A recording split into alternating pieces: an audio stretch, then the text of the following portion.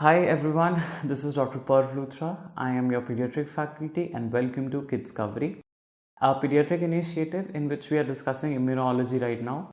So in the topic of immunology, today's topic is food allergies. Now I know that you will find this topic as a unnecessary sort of thing, but then it is important when you sit in your OPD and a child presents to you and the mother is going to give the history. Okay. So what is food allergy? It's actually abnormal hypersensitivity that's going to be there.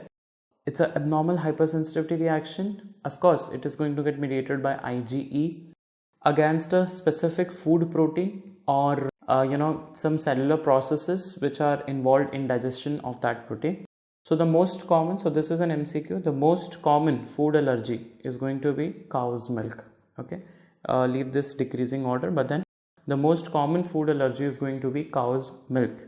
What is the common clinical presentation? Just like any other allergy, it's also going to show you urticaria and angioedema.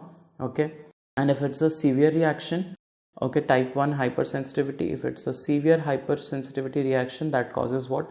Hypotension and vascular collapse. Hypotension and vascular collapse is going to be there. So how will you diagnose it? So the diagnostic thing is very easy. You have to puncture and check. It's a skin prick or a puncture which you are supposed to do. Okay, this is the most common method of evaluating the IgE-mediated food allergies. Okay, and alternative techniques is RAST. Just remember that's a radioallergosorbent assay, and a fluorescent enzyme and immunoassay is also which is utilized but not very important. So just if you remember FEIA and RAST, that's okay. And in the end, the management is important.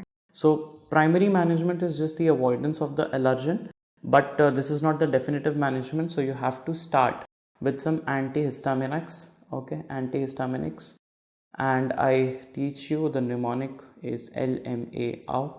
So L for loratadine, M for montelukast, A for, there's a brand name called Allegra, although the name is fexofenadine, and then you have got O for olapatidine. Olapatidine.